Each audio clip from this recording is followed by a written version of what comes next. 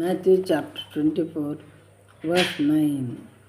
ఇందులో ఏముందంటే, then they will deliver you up to tribulation and put you to death, and you will be hated by all nations for my names sake.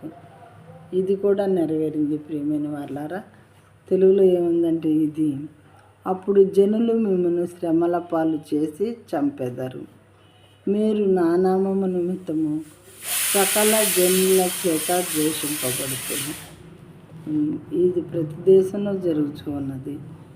మరి అన్యులైన వారు, దేవుని బిడ్డలైన వారి పట్ల చాలా క్రూరంగా బిహేవ్ చేస్తూ ఉన్నారు కొంతమంది, అందరూ కాదు. అప్పుడు జనులు మిమ్మల్ని శ్రమల పాలు చేసి చంపేవారు. కొంతమందిని అయితే భారతదేశంలోనే ఎక్కడా కాదు, చాలామందిని చంపేశారు.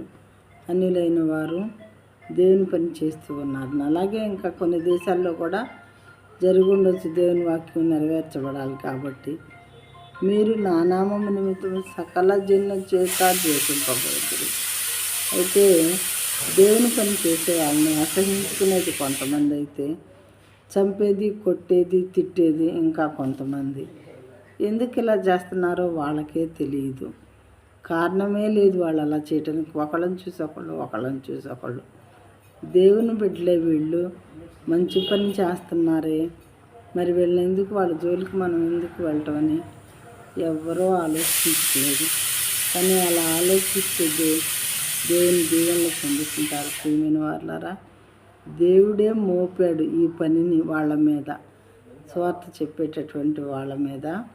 దేవుడు కొంతమందిని ఎన్నుకొని వాళ్ళకి ఈ పనిని మరి అప్పగించడం అనేది జరిగింది. దేవుడే నా పని చేయమని చెప్పినప్పుడు, ఈ పని చేయమని చెప్పినప్పుడు మనుషులు అడ్డుకోవడం అనేది అది సరి అయినదా కాదా అని మనం ఆలోచించుకోవాలి.